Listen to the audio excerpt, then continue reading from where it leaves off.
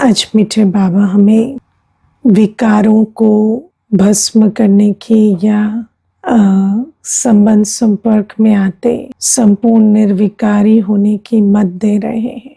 अब जब हम मित्र संबंधियों की सेवा करते हैं या उनके साथ संबंध संपर्क में आते हैं तो बाबा कहते विकारों के बीज से अगर संबंध में आते हैं तो फिर क्या होता है, उससे विकर्म बनता है ना। अब विकारों का बीज जो है वो तो 63 जन्म का बहुत पक्का है, तो विकर्म तो बन रहे हैं।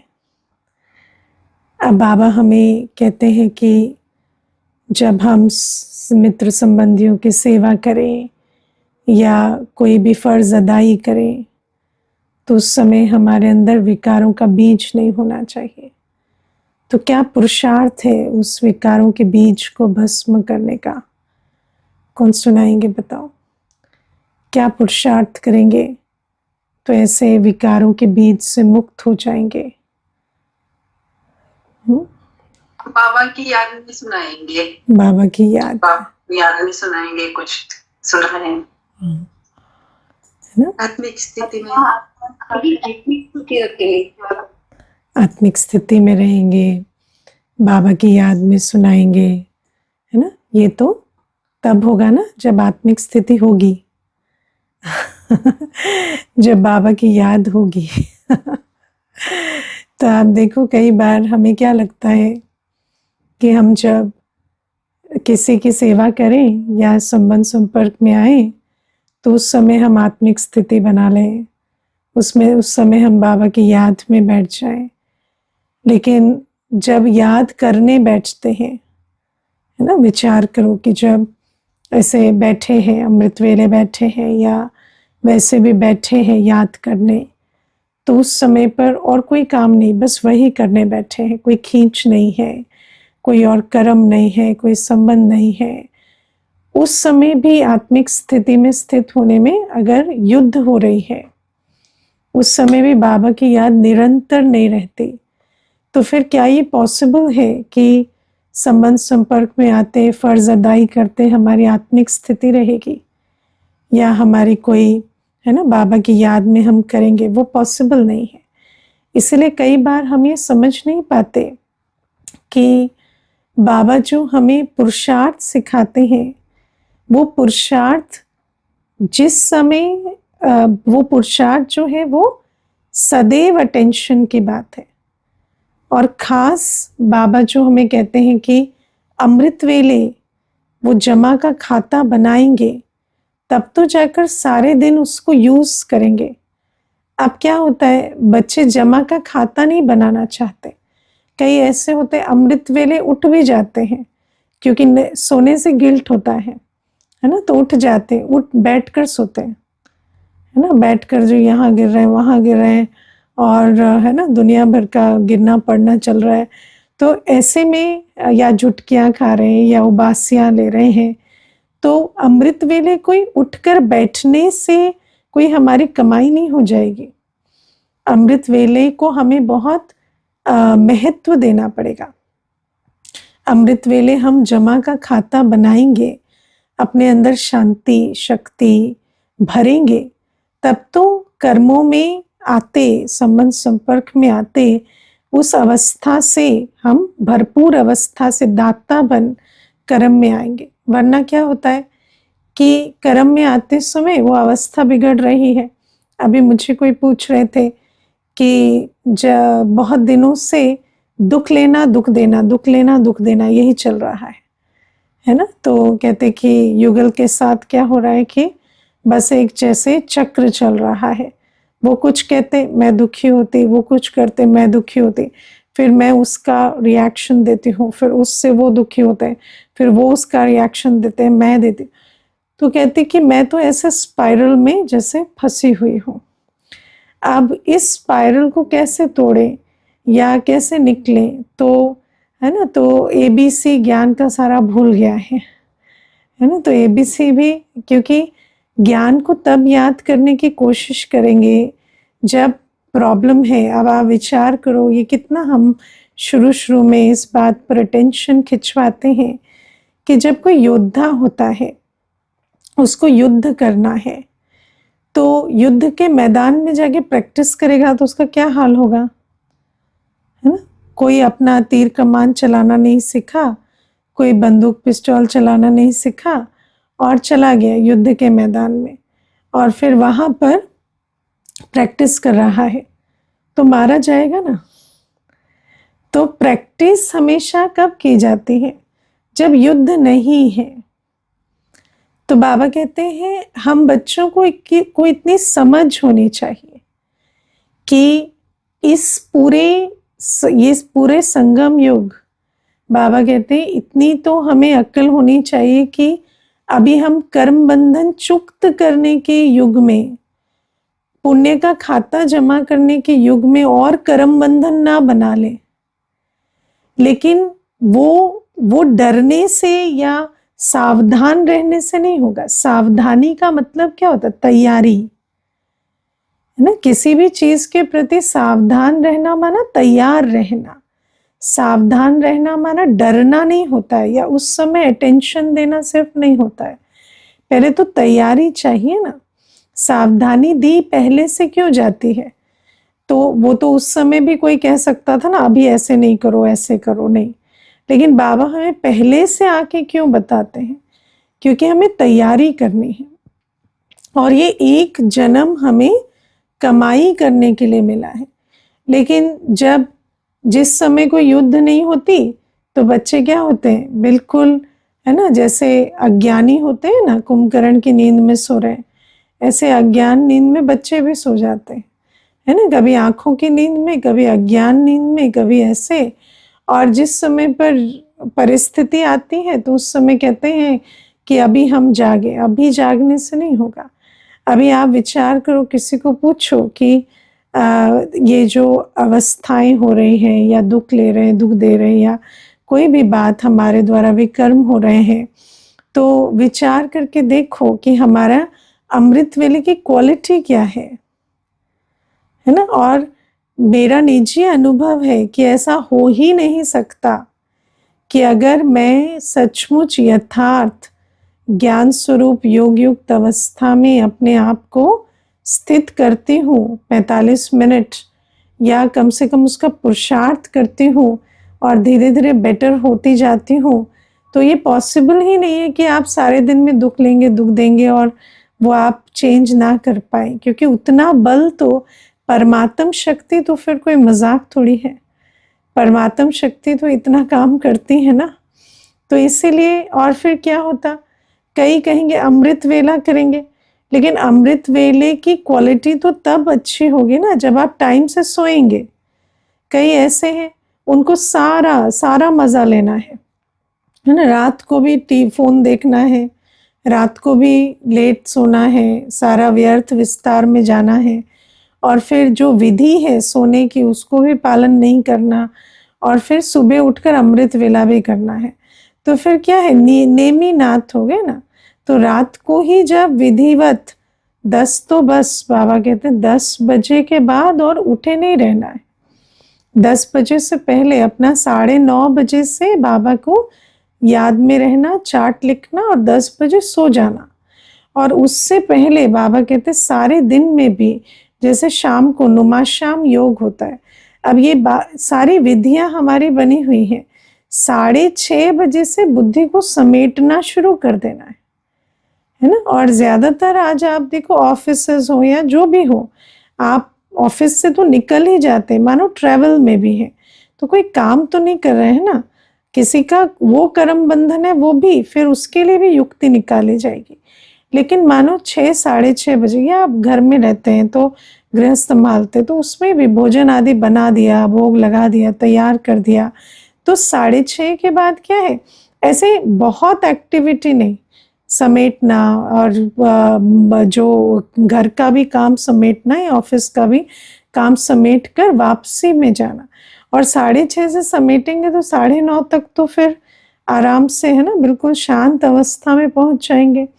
तो ये जो हमारा नियम है, तब जाकर फिर अमृत वेला हमारा इतना अच्छा होगा कि हम सारे दिन के लिए शक्ति भर सकेंगे, और फिर सारे दिन व्यर्थ विस्तार की बातों से भी अपना परहेज करना पड़े। तो ये सारे नियम ना पालन करने के कारण फिर क्या होता, विकर्मों का बोझ और दिन प्रतिदिन बढ़ता जाता है। और फिर बाबा आज कहते कई बच्चे ऐसे होते हैं जो कर्म बंधन जो है वो काट नहीं पाते, तो फिर क्या होता है, बाबा को ही छोड़ देते हैं, है ना। क्योंकि बाबा की मुरली सुनते हैं तो क्या होता है, बोझ, गिल्ट फील होता है। तो गिल्ट फील होता है तो सोचते हैं कि हम छोड़ दें। मैं आपको इसमें एक बात बताती हूँ। एक माता थी तो कहती, दीदी मैं तो कुछ भी नहीं कर रही, जो भी बाबा कह रहा है मैं कुछ भी नहीं कर रही, इसीलिए मैंने मुरली सुनना छोड़ दिया, है ना।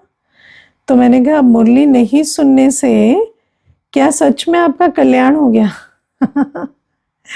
है ना। कई बार क्या होता है, हम अपने आप को ऐसे भी मूर्ख बनाते हैं कि जैसे बिल्ली होती है ना, दूध पीती है तो आंख बंद कर लेती कि कोई देख नहीं रहा तो चोरी नहीं हो रही। तो ऐसे हम भी क्या करते हैं, मुरली ही नहीं सुनो तो फिर ना कोई गिल्ट होगा, ना कुछ होगा, ना रहेगा बांस, ना बजेगी बांसुरी, है ना।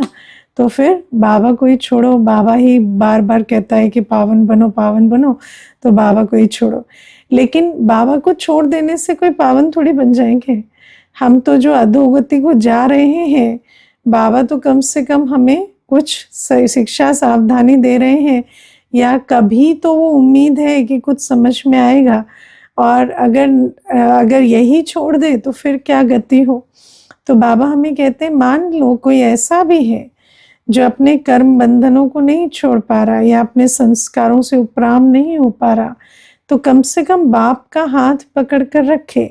अब क्या है, देह अभिमान हमारे अंदर जो 63 जन्म का है ना, वो हमारी बुद्धि पर बहुत वार करता है ना। बुद्धि, देह अभिमान क्या कहता है, देह अभिमान कहता है कि बाबा की मुरली सुनने से गिल्ट होता है ना, तो कुछ करो मत, बाबा को छोड़ दो, है ना। लेकिन गिल्ट तो बहुत अच्छा है ना, अगर गिल्ट हो रहा है तो कुछ करो, है ना। गिल्ट हो रहा है, मुझे कोई बात सुनने से दिल खा रही है, तो दिल खाती है तो उसको परिवर्तन करो ना। ये थोड़ी कि और ही गिरने के लिए इंतज़ाम करो। मुझे एक बार एक बच्चा था तो उसने घर छोड़ दिया 16 वर्ष की उम्र में। तो जब सेंटर आया था तो उसकी बहुत बुरी हालत थी, जैसे शराब भी, ड्रग्स भी, हर चीज़ में पड़ा था। तो उस समय 23 वर्ष की आयु थी। तो फिर मुझे कहता कि मैंने घर छोड़ दिया था 16 वर्ष की आयु में। तो मैंने कहा कि क्यों छोड़ दिया था? तो कहते माता पिता बहुत कंट्रोल करते थे, है ना। तो मैंने कहा कि तो कंट्रोल करते थे तो आप उस कंट्रोल से निकल गए, तो कौन सा आपने अपना कल्याण कर लिया? आपने तो और ही अपनी दुर्गति की ना। आप अगर कंट्रोल में रहते तो हो सकता है आपको थोड़ा इमोशनल डैमेज होता, लेकिन वो भी उतना नहीं होता जितना आज आपका डैमेज हुआ है। आज तो आपका इमोशनल, फिजिकल, साइकोलॉजिकल, स्पिरिचुअल हर प्रकार का डैमेज हो गया है। तो कहते नहीं, तो वो अच्छा नहीं लग रहा था, तो अच्छा नहीं लग रहा है तो भाग जाओ, तो इससे क्या होगा? कोई चीज़ अच्छी नहीं लग रही तो क्यों नहीं अच्छी लग रही? क्योंकि कुछ ऐसा हम कर रहे हैं ना जो हमें अनकंफर्टेबल लग रहा है, तो उसको परिवर्तन करेंगे या भाग जाएंगे, है ना। तो ऐसे भी होता है कई बार, है ना। तो बाबा हमें कहते हैं ये देह अभिमान की भाषा से भी बहुत जैसे सतर्क रहना होता है कि देह अभिमान हमें ऐसे उल्टी राय देता है। तो बाबा हमें कहते हैं कि जब हम मित्र संबंधियों के साथ फर्ज अदाई करते हैं या उनकी सेवा करते हैं, तो हम अनासक्त होकर रहें, मोह की रग ना रहे, या विकारों के बीज से कर्म में ना आए, है ना। कामी दृष्टि, क्रोधी, या है ना कोई इच्छावश, कोई स्वार्थवश, इस प्रकार से हम कर्म में ना आए। और अगर हम आते हैं तो बाबा कहते हैं उससे क्या होता, विकर्म विनाश होने की बजाय ऑलरेडी हमारे जो विकारी संबंध हमें मिले हैं, है ना। विकारी संबंध क्यों मिलते हैं? विकारी संबंध, प्रतिकूल परिस्थितियां, ये सब कुछ हमारे विकर्मों से मिले हैं हमें, है ना। विकारी संबंधों में मोह की रग होना, ये एक बहुत बड़ा कर्मों का बोझ है हमारे सिर पर। समझ में आता है कि हमारी जिससे मोह की रग है वो कामी क्रोधी है ना, या मेरे अंदर लोभ मोह देह अभिमान है, जिसके आधार से मेरे ऐसे संबंध बने हैं, ये बहुत बड़ा एक कर्मों का खाता है, क्योंकि उन संबंधों में हमारे रोज विकर्म बन रहे हैं, है ना। संकल्प, मनसा, वाचा, कर्मणा, हम एक दो की जैसे क्या कहें, गिरावट का कारण बनते जा रहे हैं। लेकिन आज इसलिए तो कहते हैं ना कि ये जो फैमिलीज में डिसफंक्शनैलिटी होती है, तो जो जिनको हम मेरा मेरा कहते हैं, जिनको अपना कहते हैं, वो हमारे पाप का फल है ना। वो हमारे विकर्मों का बोझ है। इसीलिए तो वो जो पिछले विकर्म किए हैं, और कोई वो ही प्रॉब्लम नहीं है, हम भी तो प्रॉब्लम है ना। हमारे भी संस्कार ऐसे हैं कि हमें वही अच्छे लगते हैं, उन्हीं के साथ हमारा जो संबंध संपर्क होता है, या उन्हीं के साथ हम चाहे अच्छे नहीं लगते पर खिटखिट में आते हैं, या उन्हीं के चक्कर में रहते हैं, उन्हीं से टकराते रहते हैं। तो वो भी तो, अब छोड़ो तो छूटो, तो बाबा कहता है ना, छोड़ो तो छूटो माना उनको छोड़ दो नहीं, चक्कर टक्कर को छोड़ दो, बाबा कहता है ना। लेकिन ऐसा तो नहीं है ना खाली वो टकरा रहे हैं, आप कोने में बैठे, आप भी तो खूब टकरा रहे हो ना। तो आपको भी तो उस टकराने में, है ना, चक्कर में पड़ने में बहुत मजा आ रहा है। तो ये जो सारा है ना, इसीलिए कोई कहता है ना कि हमारे घर में ये व्यक्ति प्रॉब्लम है, वो व्यक्ति प्रॉब्लम है, तो मैं उनको हमेशा कहती हूँ, रूहानी नियम तो यही कहता है हम सब एक दूसरे को ठीक मिले हुए हैं, है ना। तो जैसे हम हैं वैसे ही हमें वो मिले हुए हैं। तो अब जब हम बदलेंगे तभी एक खाता बदलेगा, और फिर हमें जो सतयुगी परिवार या सतयुगी सृष्टि मिलेगी। तो बाबा कहते हैं ऐसा तो नहीं है 2 हाथ से ताली बजती, 1 हाथ से तो बजती नहीं है। ऐसा तो नहीं है ना आप शांत है और वो क्रोधी है ना। आप अगर क्रोधी नहीं है तो आपको पता ही नहीं चलेगा वो क्रोधी है। हाँ, अगर कोई क्रोध करे, बच्चा कैसे देखेगा उसे? ऐसे देखा जैसे पता नहीं कौन से सर्कस का जानवर है, उसको पता ही नहीं चलेगा कि ये क्रोध कर रहा है। लेकिन आपको तो सब पता चल रहा है ना, वो क्या कह रहे हैं, क्यों कह रहे हैं, आप उनकी साइकोलॉजी को कितने अच्छे से जान पा रहे हैं। इनके अंदर इतनी घृणा नहीं, इनके अंदर बहुत घृणा है, इनके अंदर ये भी है वो भी है, तो कैसे जान पा रहे हैं इतना, है ना। तो इतना तो अपने अंदर भी तो संस्कार है, तभी तो जान पा रहे हैं। इतना दुख लेने के लिए भी तो बहुत अक्ल है ना हमें। इतनी अक्ल ना हो, इनोसेंट हो, तो इतना दुख ले थोड़ी पाएंगे हम। तो बाबा कहते हैं इसीलिए अपने आप को पहचान कर, अपने विकर्मों के खाते को पहचान कर, इतना जब हम विकर्म को विनाश करने के लिए मेहनत करेंगे, तब जाकर हम संबंधों में आते ईश्वरीय वृत्ति से या आत्मिक वृत्ति से या अनासक्त वृत्ति से सेवा समझकर और उन हिसाब किताब को चुकतू कर पाएंगे, है ना। बाकी करना कुछ नहीं होता है, जितना बेयर मिनिमम जो एक रिलेशनशिप में करना है, किसी के लिए भोजन बनाना है, किसी के लिए कोई कार्य कर देना है, किसी को कोई सहयोग दे देना है, ये कोई बड़ी चीज नहीं है। लेकिन वो हिसाब किताब चुक्त करने की ताकत तब आएगी जब अपने अंदर से विकारों के बीज समाप्त होंगे, है ना। तो बाबा कहते हैं उसके लिए हमें पुरुषार्थ करना है। और बाबा हमें ये बात समझाते हैं कि जो चित्र बना हुआ है भक्ति में कि विष्णु शेष शैया पर विश्राम कर रहे हैं, तो बाबा कहते हैं जो ऐसे विकारों को जीत लेते हैं, है ना, वो चाहे 24 घंटे भी रहेंगे ना सेवा में या फर्ज अदाई में या कामकाज में, तो भी ऐसे आराम की स्थिति में रहेंगे, है ना। आराम किसको मिलता है? जिसने इस शेष शैया पर, है ना, 5 विकारों पर विजय पा ली है। हमारे जो चीज़ हमें थकाती है, उलझाती है, या हमारी एनर्जी ड्रेन करती है, या हमें तंग करती है, वो हमारे विकार है ना। वरना हमें जो करना है हमने किया। आत्मा के अंदर शारीरिक, मानसिक, समय की, तन की, धन की, श्वास की, हर प्रकार की इतनी शक्ति होती है कि वो ईश्वरीय कार्य और लौकिक कर्म बंधन को चुक्त करना, ये दोनों कार्य बहुत अच्छे से कर सकते। हमारे पास इनफ टाइम भी है। हम अगर लेकिन हमारा समय, हमारा संकल्प व्यर्थ जाता है ना। जब विकारी दुनिया, विकारी संबंधों के बारे में चिंतन चलाते हैं तो वो एनर्जी वेस्ट होती है। अगर वो एनर्जी वेस्ट ना हो तो हम सब कुछ करते। जैसे जो आपने वो चित्र देखा है ना भक्ति में, कितना सुंदर, जैसे बहुत आराम की अवस्था में विष्णु जी लेटे हैं, ऐसा चित्र है। उनकी जो वो बॉडी लैंग्वेज है वो कितनी निश्चिंतता की, आराम की है। तो बाबा कहते ऐसे निश्चिंत और आराम की पर्सनालिटी हमारी होगी सब कुछ करते, अगर हम निर्विकारी बन जाए। लेकिन उसके लिए वो पुरुषार्थ चाहिए। ऐसे नहीं उस समय पर हम अनासक्त हो जाए, उस समय पर हम दृष्टि बना लें।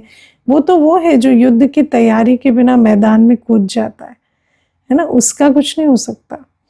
तो बाबा हमें ये बातें आज समझाते हैं। फिर प्यारे बाबा आज हमें निर्संकल्प अवस्था, निर्संकल्प और व्यर्थ संकल्प, दो बातें कहते हैं। बाबा कहते दुनिया में तो समझते हैं कि थॉटलेस हो जाए, है ना, संकल्प ही ना चले। लेकिन बाबा कहते इस कर्म क्षेत्र पर ये पॉसिबल ही नहीं कि संकल्प ना चले। संकल्प तो हमेशा चलेंगे। एक क्षण भी ऐसा नहीं जो आत्मा संकल्प के बिना रह सके। अगर आत्मा ने ये भी सोचा ना मुझे अभी कोई संकल्प नहीं है, तो वो भी संकल्प है ना। तो वो भी संकल्प, निर्संकल्प को फील करने के लिए भी संकल्प लेना पड़ेगा। तो बाबा कहते बाकी संकल्प तो सतयुग में भी चलते हैं, संकल्प तो भक्ति मार्ग में भी, अज्ञान काल में भी चलते हैं, और संकल्प अभी भी चलते हैं। लेकिन बाबा कहते अभी अगर हम अपने संकल्प को यज्ञ सेवा अर्थ बना सके, है ना, हम ये समझे कि मेरा हर संकल्प सेवा अर्थ है। सेवा अर्थ और विकारी संकल्प में क्या फर्क होता है?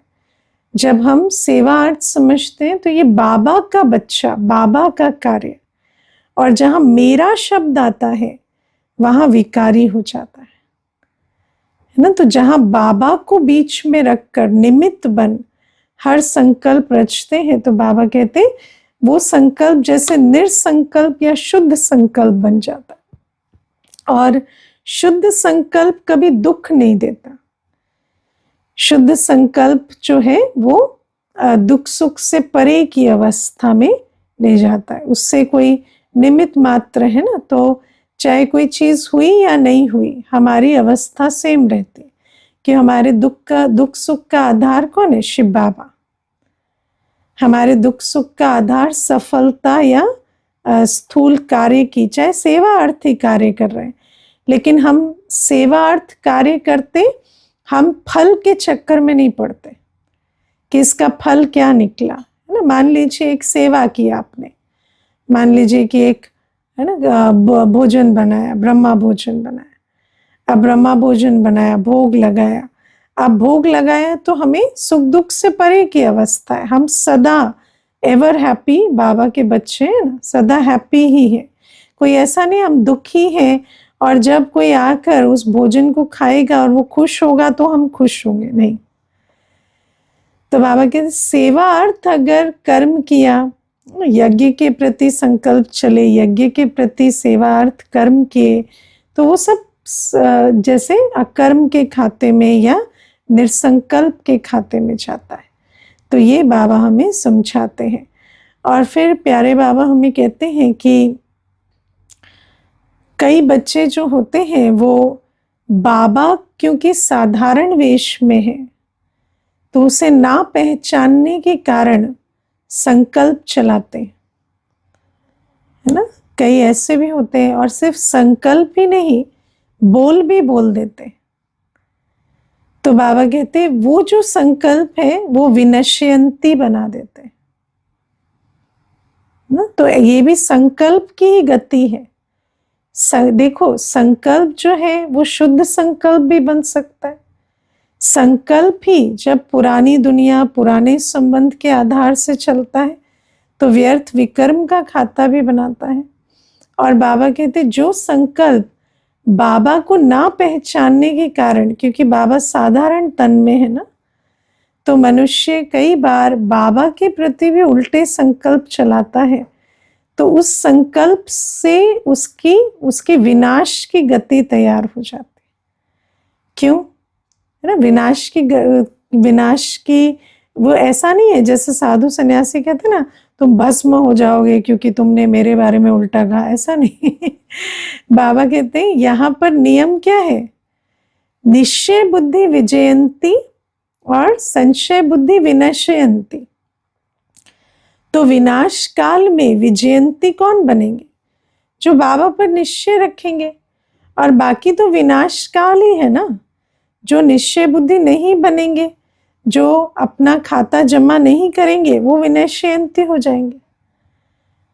तो बाबा हमें कहते हैं कि ना तो बाबा को छोड़ने का संकल्प रखना है, ना बाबा को साधारण तन में ना पहचानने के कारण कोई उल्टे संकल्प रखने हैं, क्योंकि ऐसे उल्टे संकल्प हमें बाबा से दूर कर देते हैं, है ना। देखो, अगर कोई कहे मुझे बाबा पे निश्चय नहीं है, तो उससे बाबा का कुछ चला जाएगा क्या? बाबा का नुकसान हो जाएगा बहुत बड़ा? नहीं, बाबा का कोई नुकसान नहीं होगा। लेकिन कोई कहे मुझे बाबा पर निश्चय नहीं है, तो उसका अपना नुकसान होगा, है ना। तो इसीलिए बाबा हमें कहते हैं कि बाबा के प्रति कभी उल्टे संकल्प नहीं चले, क्योंकि हमारे संकल्प हमारी भावना, हमारी वृत्ति बनाते हैं। और अगर पवित्रता के सागर के प्रति मेरी भावना, मेरी वृत्ति दूषित हो गई, तो फिर उस पवित्रता के सागर से मुझे प्राप्ति कैसे होगी? है ना। वो बाप टीचर सतगुरु है। अभी मुझे कोई पूछ रहे थे कि आप लोग इतना शिव बाबा करते हैं, और भगवान का क्या महत्व है मनुष्य के जीवन में, है ना। तो मैं उनको यही कह रही थी कि मनुष्य को पढ़ाने वाला, सिखाने वाला, शिक्षा देने वाला, समझानी देने वाला, सावधानी देने वाला कोई अगर ना मिले, तो मनुष्य अहम में आज इतना चूर है कि मनुष्य अपनी गलती को ना देख सकता है, ना परिवर्तन कर सकता है ना। मनुष्य के अंदर, हम तो अहम ब्रह्मस्मि के समय में रह रहे हैं ना, जहां हम स्वयं को ही भगवान समझते हैं। तो आप सोचो कि ऐसे मनुष्य को मनुष्य नहीं समझा सकता। मैं आपको एक इंसिडेंट सुनाती हूँ। एक बार एक भाई आए अपने बेटे को लेकर। वो बेटा मेरे हिसाब से 16 वर्ष का होगा। तो वो जो था वो तंबाकू खाने लगा, जो ऐसे नुक्कड़ की दुकानों पे मिलते हैं ना, चीप ड्रग्स। अब ये जो भाई था, ये करोड़ों की संपत्ति वाला, इसका बहुत बड़ा बंगला है और बहुत संपत्ति। तो ये कहता कि ये तो ऐसे, ये बीड़ी पीता है और ये तंबाकू खाता है। तो फिर मुझे भी ऐसा लगा ये ऐसे कैसे हो गया। तो मैंने उसको कहा कि मुझे बात करने दीजिए, आप थोड़ा देर छोड़ दीजिए इसको। तो मैंने उसको पूछा, आपको अच्छा लगता है ये करना? तो कहते नहीं। तो मैंने कहा क्यों करते हो? तो कहते मेरे फ्रेंड्स करते हैं। तो मैंने कहा आपके फ्रेंड्स कौन हैं? तो जो घर में जो केयरटेकर है, स्वीपर है, जो गेट गार्ड है, वो फ्रेंड्स हैं। वो और उनके बच्चे जहाँ जाकर ये व्यसन करते हैं, ये भी करता है। तो मैंने उसको पूछा कि आप स्कूल से कितने बजे आ जाते हो? तो कहते 2 बजे। और पापा मम्मी कितने बजे आते हैं? तो कहते वो 9 बजे 10 बजे आते हैं। तो ये सारे दिन कहाँ रहता है? ये वहाँ उनके साथ रहता है। तो वो जो पीते हैं, जो करते हैं, वो ये भी करता है। तो फिर मुझे यही समझ में आया कि पिताजी को थोड़ा बताएं कि भाई आप लोग घर में रहा करो या इसको अटेंशन दिया करो। तो मैंने पिताजी को कहा ये छोटा है, आप इसको थोड़ा साथ में रखा करें, इसको साथ की ज़रूरत है, नहीं तो ये जो संग है इसको संग का रंग लग रहा है। तो उसके पिताजी कहते हैं कि मैं तो आपके पास इसको समझाने के लिए लाया था, आप तो मुझे ही समझाने लगी। तो मुझे नहीं समझना है, उसको समझना है। तो मैंने कहा हाँ ठीक है, मुझे नहीं पता था कि आप इतने रिजिड इस बात पर लाए हैं, लेकिन फिर अगर ऐसा है तो हम तो नहीं समझा पाएंगे, क्योंकि हम तो उसी को समझाएंगे ना जहाँ पर परिवर्तन की आवश्यकता है। बाकी आपके पास कोई विधि हो तो आप कर लीजिएगा। तो आप देखो कि मनुष्य को कितना अहम होता है, उसको आज कोई कुछ कह नहीं सकता। और अगर आप अपने अंदर भी देखें तो हमें भी कितना अहम था, हम किसी के सुनते थोड़ी थे, है ना।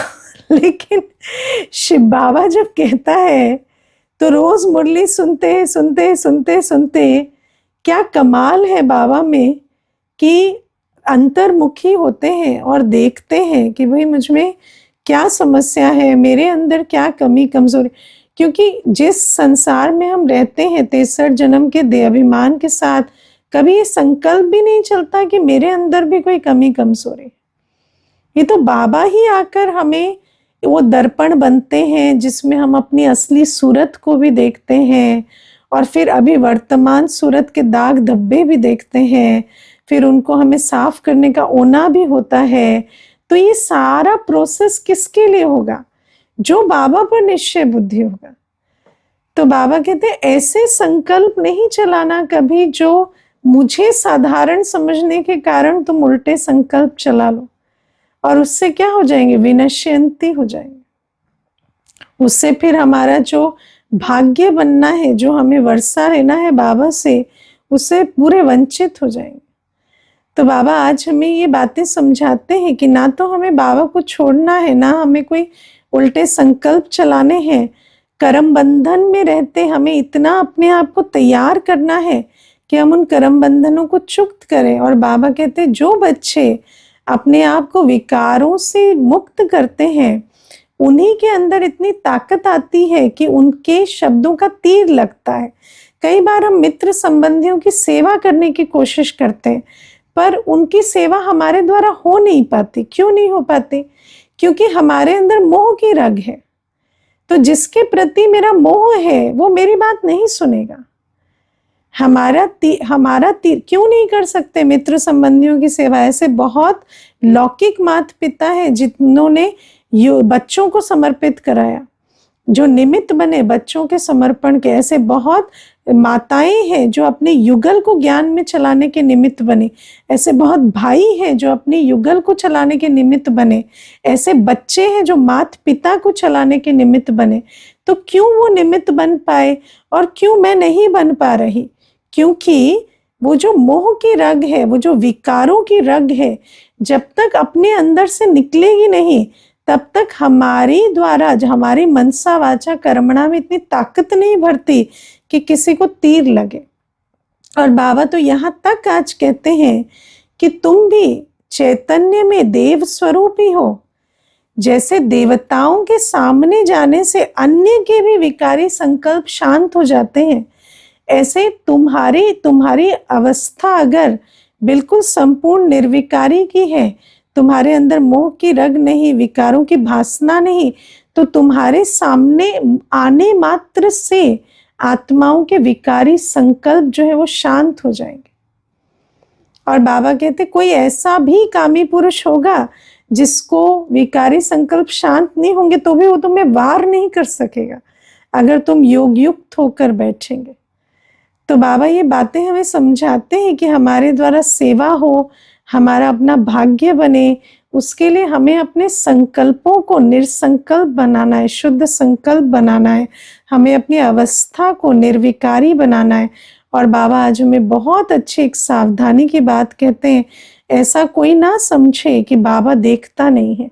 वैसे तो बाबा कहते हैं मैं जानी जाननहार नहीं हूँ, लेकिन बाबा कहते हैं मैं जानी जाननहार हूँ। मैं तुम जो भी छिपा कर भी पाप करते हो मैं देखता हूँ, और फिर मैं अपने निमित्त को इशारा भी देता हूँ और वो आपको सावधानी भी देते हैं।